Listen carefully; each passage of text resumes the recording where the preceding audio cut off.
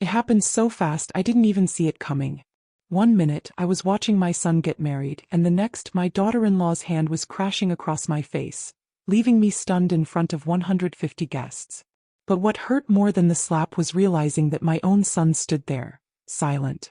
I had been the one who'd always been there for him, but in that moment I was invisible. Why did they want to take everything from me? And how far would I go to reclaim what was mine? What would you do if you were in my shoes? Keep listening to find out how I fought back. If you want to hear more, don't forget to subscribe and share your thoughts in the comments. I'd love to hear from you. The slap came so fast I didn't have time to react. One moment I was standing there watching my only son, David, exchange vows with Lily, his new bride, and the next my face burned with the sting of her palm. I felt the force of it before I even registered what had happened. The sharp, unforgiving slap that echoed through the silent ballroom. My head jerked to the side and my glasses flew off, crashing to the floor with a sound so loud it could have been a gunshot. The shock of it made the world blur around me. For a moment, everything stood still.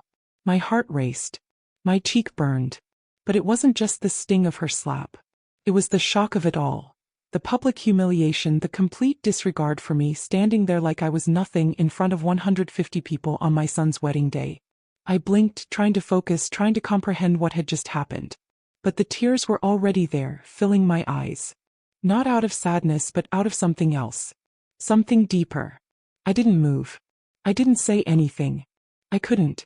The world seemed to close in around me. I looked at Lily, her flawless face twisted with anger and contempt. She glared at me like I was the source of all her frustration, her mouth twisted into a sneer that made my stomach churn. "That's what you get for being so selfish," she hissed, her words sharp enough to cut through the silence. "A woman your age doesn't need so much space. You're holding David and me back. You're keeping us from our future." I stood frozen, my heart pounding in my chest. The words hit harder than the slap. I tried to find David in the crowd of guests, my eyes scanning for the one person who should have been standing by me, who should have stopped this madness. But he wasn't looking at me. He wasn't looking at anyone. His gaze was fixed on the floor, his face pale, his jaw clenched. He didn't move. He didn't speak. He stood there, silent, complicit, letting his new wife humiliate me in front of everyone. "Claudia," Lily continued, her voice dripping with venom, "we need your apartment. You don't need all that space. It's time for you to move into something smaller. You've been holding on to this place for too long. It's time for you to let go." The words hit me like a slap, again and again. This wasn't about my apartment, about my home. No, this was about something deeper. This was about control. They didn't care about me. They never had. All they saw was a convenient source of money, of assets, of something to take. And for the first time I realized the truth. I had been a fool. The guests were all staring, murmuring behind their hands, avoiding eye contact. Some looked uncomfortable, others outright sympathetic, but no one dared to intervene. I was alone. I should have said something. I should have fought back. But all I could feel was the deep, gnawing pain in my chest. I had given everything to David, sacrificed everything for him. And this was how he repaid me. I bent down slowly to pick up my shattered glasses, my hands trembling as I gathered the pieces. My whole body felt numb. I could hear the whispers, feel their eyes on me. But I couldn't bring myself to speak, to shout, to do anything. My son's silence crushed me more than anything else. I stood up slowly, my legs shaky beneath me, trying to steady myself. I could feel every set of eyes on me. The weight of it was unbearable, suffocating. But then something shifted inside me. It was like a spark, a tiny glimmer of something I hadn't felt in years. Anger. Rage. I had been silent for too long. I had kept quiet, kept my head down, kept pretending that everything was fine. But now, after everything, I realized that silence would no longer protect me. I wasn't going to let Lily get away with this. And I wasn't going to let David get away with it either. Not anymore. I didn't look back at the guests. I didn't look at David. I didn't look at Lily. I turned and walked toward the exit, my heart pounding in my chest. The whispers followed me, but I didn't care. My steps were slow, deliberate. I felt the sting of humiliation, but more than that, I felt a quiet, burning determination. Once outside, I paused to catch my breath, feeling the cool air hit my face. For a moment, everything felt surreal, like I was floating outside of myself. I wiped the tears away and reached for my phone, my hands still shaking. I'd never wanted to involve anyone else in my business. I'd kept everything hidden. My wealth, my assets, the things David and Lily didn't know about. I had kept them in the dark, thinking it would protect me. But now I realized that hiding had only allowed them to do this. I needed to fight back. I needed to stop pretending that everything was okay when my son was throwing me away for a life of luxury, for a life built on lies. I dialed Frank, my financial advisor, the one person who knew the full extent of my financial situation. The one person who knew the truth about me, the truth about what I had kept hidden. "Frank," I said, my voice trembling but determined. "It's time. I need those documents. Now." There was a pause on the other end of the line. "Are you sure, Claudia? Once we do this, there's no going back." "I'm sure," I replied, my voice gaining strength. 30 minutes. I'll be waiting." I stood outside the ballroom, my heart still pounding in my chest. The sting of the slap was starting to fade, but the feeling of betrayal gnawed at me like a constant, painful reminder of how far I had fallen. David, my only son, had stood by and done nothing. He hadn't even looked at me. His silence had been the loudest sound in that room. It was as if he had chosen her over me, his wife over his mother. I should have known. I should have seen it coming. I had spent the last few years ignoring the subtle jabs, the hints that Lily didn't care about me, that she only cared about what she could get from me. But I had turned a blind eye. I wanted to believe that she was just being difficult, that she was young and naive. And David, my son, he had always been so loving. How could he change? How could he abandon me? But now it was clear. This wasn't about an apartment or space. This was about power. It was about stripping me of everything I had built, everything I had worked for, and making me disappear. I pulled myself together as best as I could, wiping away the last of my tears. My hands still trembled, but there was something else now, something burning in my chest. Bigger. Rage. And underneath it, a deep, undeniable sense of betrayal. I couldn't let this go. Not this time. Not after everything. I glanced down at my phone and pressed the number for Frank again. The phone rang twice before he picked up. "Claudia." Frank's voice was calm, professional, but I could hear the concern in his tone. "Is everything all right?" "I'm fine," I said, my voice more composed than I felt. "Listen, it's time. Bring the documents." "I'm ready." There was a pause on the other end. "Are you sure? You know the implications. Once we do this, there's no going back." "I know," I replied, a hard edge creeping into my voice. "It's time to show them who I really am." Frank hesitated again, then sighed. "All right. 30 minutes. I'll be there."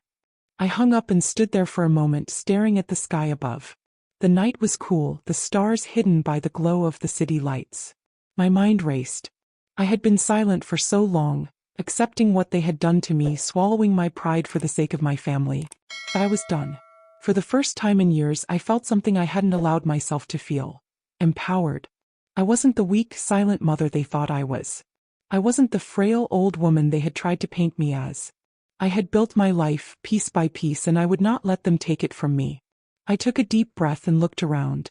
The streets were quiet, the only sounds the hum of distant traffic and the occasional gust of wind. Felt like a different world. A world where I could finally be free from the suffocating grip of my son and his wife. 30 minutes later, Frank arrived in his usual discreet manner, his car pulling into the parking lot with barely a sound. He got out, carrying a briefcase that held the documents I had been waiting for, documents that would change everything. "Claudia," he said, his expression unreadable. "I have everything you asked for." I nodded, not trusting myself to speak. Frank had been my financial advisor for years, but he had always kept things quiet. My wealth, the property I owned, everything had been carefully hidden, kept away from prying eyes.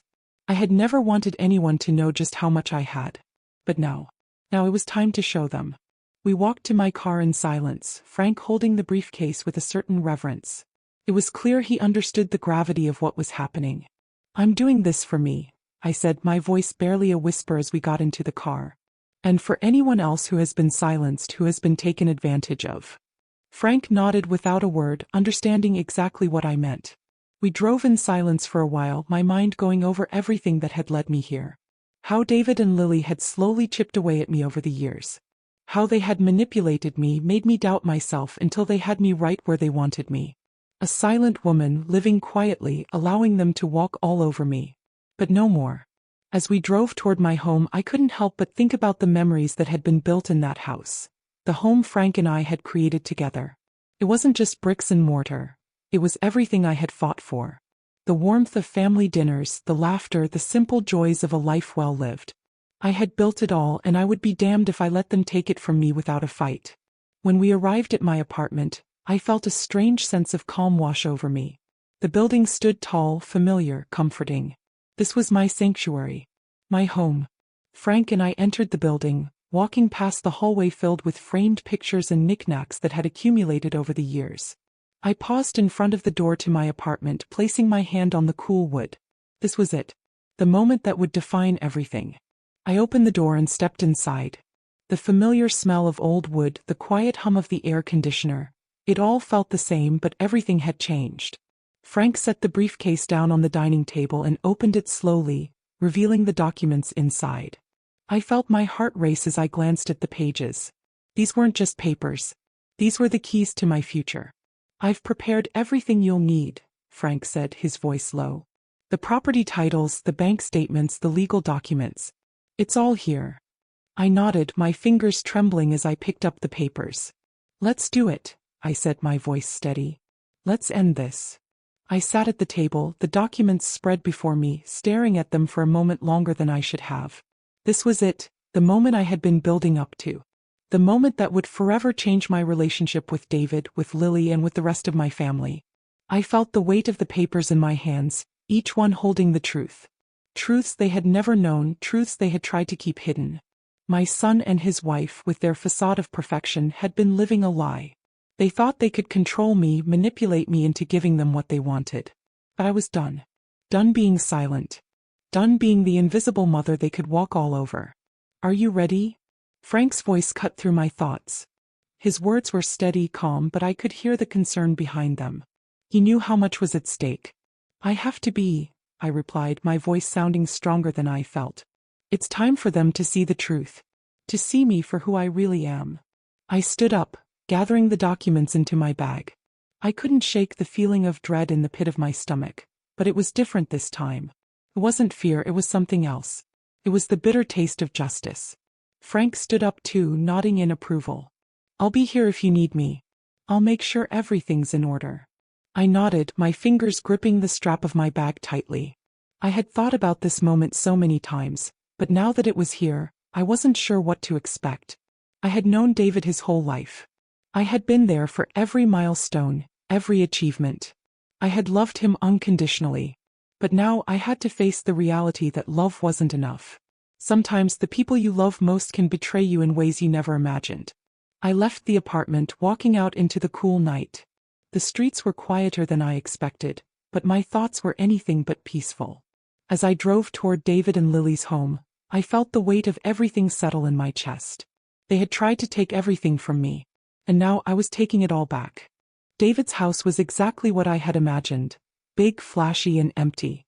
A perfect reflection of the life he had chosen. A life built on lies. I parked in front of their large house and sat in the car for a moment, breathing deeply. This wasn't just about an apartment. This wasn't just about me. This was about standing up for what was right, standing up for my own dignity. I had been the one to support them for years, but now it was time for them to face the consequences of their greed. I walked up to the door, my heart pounding with anticipation. It was late and I could see the soft glow of light coming from the windows. David and Lily were home. I rang the doorbell, my finger pressing firmly against the button.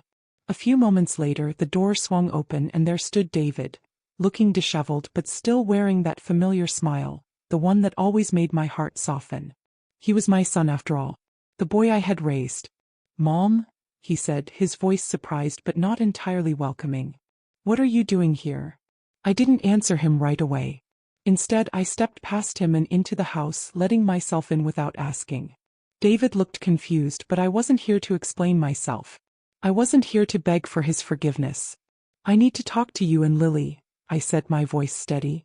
David hesitated, glancing back at Lily, who appeared from the kitchen, her expression one of irritation. She was always irritated with me now, ever since she had sunk her claws into David. "What's going on, Claudia?" she asked, her voice dripping with the same feigned sweetness she had used at the wedding. "I have something you need to see," I said, pulling out the documents I had gathered. I placed them on the coffee table between us, watching as Lily and David's faces changed the moment they saw the papers. Their eyes flicked from the documents to each other, and I could tell something shifted in the room. "What is this?" David asked, his voice cold now defensive. "It's everything," I replied. "Everything you and Lily have been hiding from me. From everyone." I leaned forward, my hands gripping the edge of the table as I stared at both of them. "For the last few years, you two have made me feel like I was a burden. You made me feel like I didn't deserve my own home, my own life. You've tried to take everything from me, the house, the money, the peace. And you've used me, David. You've used me for everything I've given you, and now I'm done." Lily's face twisted in annoyance. "What are you talking about? This is ridiculous. You're acting crazy." "I'm acting crazy?" I interrupted, standing up now, my voice rising with the emotion I had been holding back for so long. "You slapped me in front of 150 people, Lily. You humiliated me." And David stood there and let it happen. David flinched, his face paling slightly. "Mom, you don't understand." "No," I cut him off. "I understand perfectly. What I don't understand is how you could let her do this. How you could let her manipulate me, use me, and then expect me to just hand everything over. Do you know how much I've sacrificed for you, David? How much I've supported you both, thinking I was doing the right thing." I took a deep breath, trying to steady my emotions. "I've been paying for your lifestyle, your house, your car, your wedding. I've been silently covering your debts for years. You don't even know the half of it. And now you want my home. You want everything." David's face turned red, and I saw the anger in his eyes flare up. "You've been supporting us? That's ridiculous. We never asked you to do that." "But you didn't have to ask, David," I said softly, my voice quiet but firm. "I've been doing it because I love you. I thought you'd appreciate it. I thought you'd respect me for it. But I see now. I see what you've become. And what she's turned you into." Lily stood up, her eyes flashing with anger. "You're delusional. You think you can just come in here and accuse us of things we haven't even done? We don't need your money, Claudia. We never needed it." I smiled coldly, feeling a wave of triumph wash over me. "That's where you're wrong. You've been living in a world of lies, Lily. And now it's time for the truth to come out." I pointed to the documents on the table. "This is the truth. And I'm not going to sit back and let you take everything I've worked for." David and Lily stared at the papers, their expressions shifting as the realization of what I had done set in. "I'm done," I said, turning to leave. "You wanted to destroy me. But what you didn't know was that I've been holding the cards all along. And now the game is over." The air inside David and Lily's house felt thick with tension, like something heavy was about to break. As I turned to leave, I could feel their eyes on me, David's full of confusion and anger, and Lily's sharp and calculating. But the weight of their stares no longer had the power to break me. I had been the silent one for so long, swallowed my pride, and allowed them to manipulate me into silence. But today I stood tall. And I wasn't going to let them break me anymore. I walked out of the house, my steps steady but fast, my heart pounding in my chest. The chill of the night air was a shock, but it did nothing to cool the fire that had ignited inside me. As I reached my car, I paused for a moment, leaning against it to catch my breath. My hands were still shaking, but it wasn't from fear. No, this time it was the rush of adrenaline, of finally taking control. For the first time in years, I felt like I was on the offensive. The confrontation was over for now. But the battle was just beginning. The drive home was a blur. I don't remember much about it, except the nagging feeling in the pit of my stomach that something was about to shift. It had to. They wouldn't let this go, not after what I had done. I pulled into the parking lot of my apartment building and sat in the car for a moment, staring at the familiar brick facade. It had been my home for years. My sanctuary. But tonight it felt different. The comfort it once provided now seemed distant, almost foreign. I had opened a door I couldn't close again.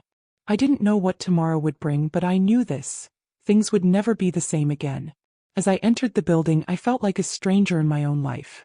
The quiet hallway seemed louder than usual, every footstep echoing in the empty space. I unlocked my door and stepped inside, the familiar scent of old wood and the soft hum of the refrigerator grounding me for a moment. But it was only a moment. I could feel the weight of the confrontation, the adrenaline still buzzing beneath my skin. The documents I had shown David and Lily were still sitting in my bag, a constant reminder of everything I had revealed. The truth was out. But I wasn't sure if I was ready for the fallout. The next morning, I woke up to an empty apartment, the silence deafening. I hadn't heard from David or Lily, and that in itself was a message. They were planning their next move. I could feel it in the air. But I wasn't going to wait for them to come to me. I had done everything I could to prepare. I was no longer the woman they could walk over. I spent the morning going through the documents again, double-checking everything Frank had helped me prepare. I wasn't just going to fight for my home, for the life I had built. I was fighting for my dignity. And if they thought they could take that from me, they had another thing coming. Just as I was about to go over the financial records one more time, my phone rang. It was David. My heart skipped in my chest, but I forced myself to pick up. "Mom," he said, his voice tight, but there was something else there too. Something softer. "We need to talk." "Talk?" I echoed, my voice steady. "About what?" "About everything," he replied, his tone just a little too calm. "Look, I don't know what you're trying to prove with all of this, but it's gone too far." "Gone too far?" I almost laughed, but I held it in. "You think what you did was justified?" he continued. "You went behind our backs, showed up at our house, and accused us of things we never did.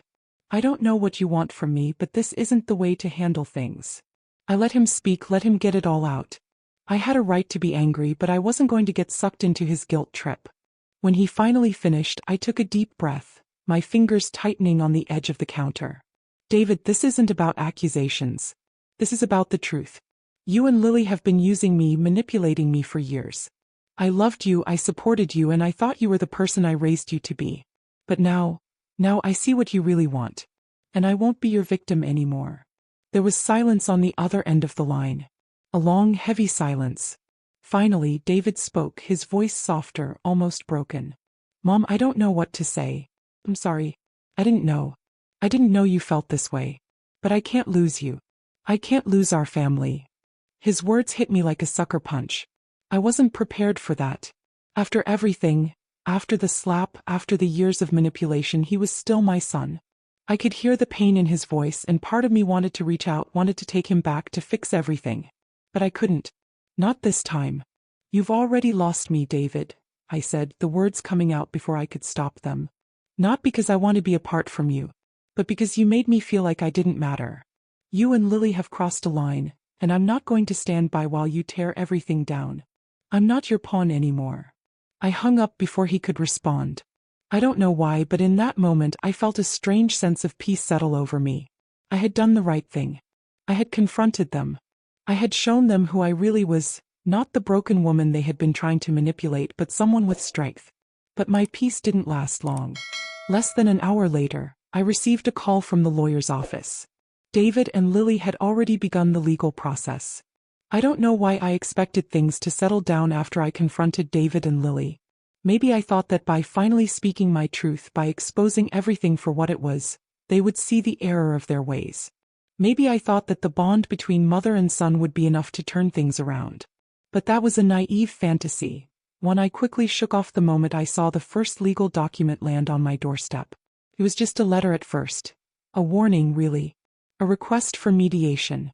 I had known, of course, that they wouldn't take my confrontation lying down. But I hadn't expected the legal documents to come flying in this quickly. The letter was full of legal jargon, but the meaning was clear. David and Lily were trying to push me out, to make me look unreasonable, to cast doubt on my ability to care for myself. They were already laying the groundwork for a formal legal process. I stared at the document, feeling the weight of it settle in my stomach. It was happening, the very thing I had fought so hard to avoid. They were going to try and take my home from me, to strip me of everything. I couldn't believe it. It was one thing for them to pressure me emotionally, but now they were using the law to destroy me. They weren't just trying to take my apartment. They were trying to erase me from the picture altogether. I had always known that they wanted more. That they wanted my home, this apartment that I had built with Frank, brick by brick, memory by memory. But I hadn't realized they would go so far, use their influence and their power to manipulate the situation into something that would be impossible to fight. I called Frank immediately. "I need to see you," I said, my voice shaking with frustration. "It's happening. They're making their move. He agreed to meet me at my place, and less than an hour later he arrived, looking every bit the calm, collected professional I had known him to be. But even Frank couldn't hide the concern in his eyes as he sat down at the kitchen table and looked over the documents. "It's going to be a fight, Claudia," he said, running a hand through his hair. "They've already started the process. This is a petition for conservatorship. They're asking the court to declare you incapable of managing your own affairs. If it goes through, they could gain control of your assets, your property, everything." I felt a cold shiver run down my spine. The truth of what they were trying to do hit me harder than I expected. "But I'm not incompetent," I said, my voice thick with anger. "I'm not some feeble old woman who can't take care of herself. I've worked my entire life for this. I won't let them take it from me." "I know," Frank said softly, his voice steady. "But we have to prepare. They're going to use everything against you. Every slip-up, every mistake, every moment of vulnerability. We need to be ready to fight back." I nodded, though my chest felt heavy. Frank's words were a reality I didn't want to accept, but I knew they were true. This wasn't just about my apartment anymore. It was about protecting everything I had worked for, everything Frank and I had built together. It was about keeping control of my life. "Do you think I'll win?" I asked, almost afraid to hear the answer. "I do," Frank said without hesitation. "But it won't be easy. You're going to have to dig in and fight like you've never fought before. It's not just about the property, it's about your dignity, about proving that you're capable, that you're not a burden." I clenched my fist. "I've never been a burden." Frank's eyes softened, but he didn't answer. He didn't have to. We both knew the truth. The truth was that this battle wasn't just about money or property. It was about the years of emotional manipulation and neglect, the way they had slowly chipped away at me, the way they had tried to make me feel like I was nothing. "I'll start gathering everything we need," Frank said, standing up. "But it's going to take time. We'll need all the evidence we can get. I'll make some calls, see if I can get access to any of their financial records, anything that can show their intentions. But we'll need to stay focused." I nodded, watching as Frank left. He was my ally, my protector, and I trusted him with everything. But even with his support, I knew that the road ahead was going to be difficult. This wasn't going to be a quick fight. It was going to drag on, and it would test everything I had. The days after that first letter came felt like a blur. I spent hours poring over documents, calling lawyers, making sure everything was in order. The weight of the legal proceedings hung over me like a dark cloud, but I didn't let it stop me. I had no intention of backing down. David and Lily continued to push. They filed the formal petition, and the court set a hearing date for the conservatorship case. They said I was unfit to manage my own finances, that I had become too dependent on others, that I wasn't capable of making decisions for myself anymore. They didn't know what I was capable of. I refused to let them define me. I refused to let them label me as weak, as frail. I knew what they were doing. They were trying to break me. They thought if they played their cards right, they could manipulate the court, manipulate the system, and take what wasn't theirs. But I had something they didn't: strength. A strength I had spent years suppressing, but now it was coming to the surface louder than ever before. I wasn't going to be their victim anymore. The hearing day came faster than I expected. My stomach churned with nerves, but I pushed them aside. This wasn't just about a legal case. This was about me standing up for myself. It was time to face them. When I walked into the courtroom, I could feel the eyes of the room on me. David and Lily sat across from me, their expressions cold, their body language defensive. But I wasn't looking at them. I wasn't focusing on their lies or their manipulation. I was focusing on the truth. And the truth was stronger than anything they could throw at me. The judge entered, and the proceedings began. The lawyer for David and Lily wasted no time presenting their case, speaking in smooth, rehearsed tones, painting a picture of me as a frail, confused woman who could no longer handle her finances. They had witnesses lined up, people who had observed my decline, who had seen how I had struggled to make decisions. But I wasn't going to let them control the narrative. When it was my turn to speak, I stood tall, looking directly at the judge. My voice was calm but firm as I began to tell my side of the story. I spoke of my life, my work, the sacrifices I had made for my family. I spoke of the love I had for my son, the ways I had supported him, but how I had been betrayed in return. The courtroom fell silent as I spoke, and I could see the judge's face soften. When I finished, I felt a sense of power I had never experienced before. For once, I wasn't just a mother, a victim. I was a woman standing up for herself, for the truth. The courtroom was eerily quiet as I took my seat after giving my statement. I could feel the eyes of the room on me, some sympathetic, others skeptical, but none of them could deny the calm strength I had found in myself.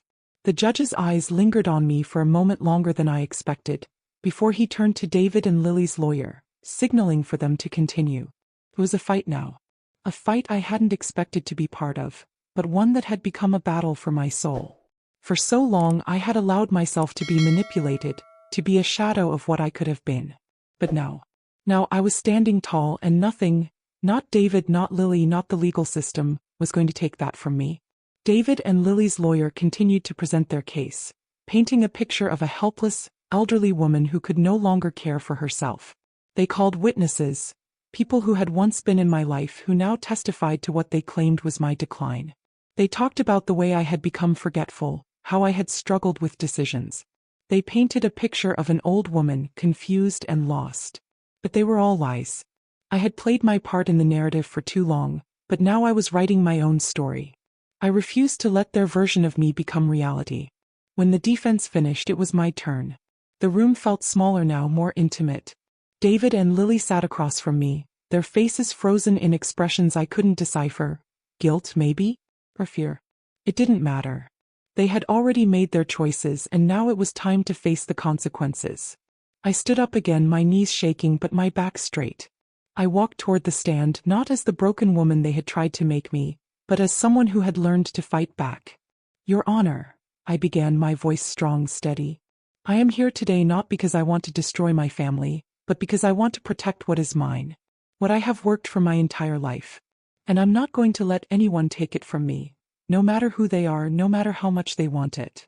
I glanced at David. His face was pale, his eyes wide, as though he hadn't expected me to stand up for myself like this.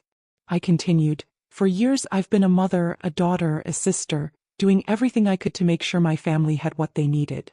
I gave and gave, believing that love was enough. But I've learned the hard way that love does not give people the right to control you, to manipulate you, or to take advantage of you. I looked directly at David and Lily, letting them see the strength in my eyes. I am not a burden. I am not weak. I am not someone to be discarded because you don't need me anymore. I've spent my life building something I have the right to protect. My home, my assets, my dignity. I paused, letting my words sink in, watching the judge, the lawyers, the witnesses, everyone in the room processing what I had just said. I wasn't just fighting for my property. I was fighting for my voice, my identity, my right to exist on my own terms. I'm not asking for pity, I said, my voice rising. I'm asking for respect. I am a human being.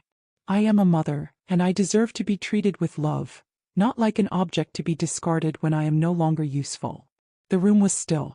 The weight of my words hung in the air. I could feel the shift. For the first time in what felt like forever, I had taken control. I was no longer the woman they could push around. I had stepped into my own power, and nothing would take that from me. I sat back down, feeling the eyes of the room on me, but this time I wasn't afraid. I didn't care what they thought. I had said what needed to be said. The judge asked for a brief recess after my statement, which I welcomed.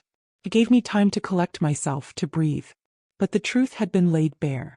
I had shown them who I was, who I had always been, and now it was up to them to decide what that truth meant. When the proceedings resumed, I felt a sense of quiet anticipation. David and Lily's lawyer spoke again, but this time his words lacked the same conviction. The game had changed. The judge listened intently, his eyes flicking between the documents, the witnesses, and me. There was a calm, deliberate pace to the proceedings now, as though he was weighing every word carefully, knowing the gravity of the decision he had to make. Finally, after what felt like hours, the judge spoke. After reviewing the evidence, hearing from both parties, and considering the circumstances, I have come to a decision, he said, his voice even but firm. The petition for conservatorship is denied. I let out a breath I hadn't realized I was holding. The weight that had been pressing down on me for weeks lifted just a little. I wasn't defeated. I wasn't going to lose. The court finds that Claudia Richards is of sound mind and capable of managing her own affairs, the judge continued. The motion for the removal of her rights is rejected. The petitioner has failed to demonstrate sufficient cause for such a drastic measure. David's face fell. I watched him for a moment, my heart breaking, but I couldn't afford to feel sorry for him. Not anymore. He had made his choices. And now he had to live with them. Lily didn't even flinch. She stared ahead, her face tight with anger, but there was a flicker of something else, something like fear, in her eyes. They had lost. I had won. The gavel came down with a sharp bang, and the courtroom stood still, as though the finality of the decision had settled over all of us. I stood up, my legs steady beneath me, and made my way out of the courtroom. My heart was still racing, but I felt a deep, profound sense of relief. It wasn't just the victory that mattered. It was the fact that I had fought for myself. Outside the courtroom, Frank was waiting for me, his expression calm but approving. "You did it," he said, his voice full of respect. "You stood your ground." I nodded, my eyes scanning the crowd. David and Lily were nowhere to be seen. I didn't need to look for them. They had lost. And I was free. 2 years have passed since that day. The legal battle is over. The paperwork is final. I still live in my apartment, and for the first time in a long time, it feels like home again. David and I haven't spoken much. He's called a few times, but the conversations are short, awkward.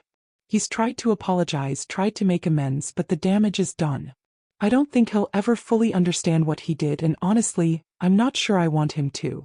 As for Lily, I haven't heard from her since the hearing. I doubt I ever will. She's not the person I thought she was, and I won't let her back into my life. But I have my peace. I have my strength. And for the first time in years, I feel truly free. I'm no longer the woman I was before. I'm no longer the one who let others take what they wanted from me. I am the woman who stood up for herself, who fought for her right to exist on her own terms. And that, in the end, is the greatest victory of all. I'd love to hear your thoughts on my journey. Have you ever found yourself in a situation where you had to stand up for yourself, no matter how difficult it seemed? How did you handle it? Please share your thoughts in the comments. I believe we can all learn from each other's stories. If you connected with this story and want to hear more about my journey or others like it, don't forget to subscribe. I can't wait to continue sharing these experiences with you. Thank you for listening, and I hope we can keep this conversation going.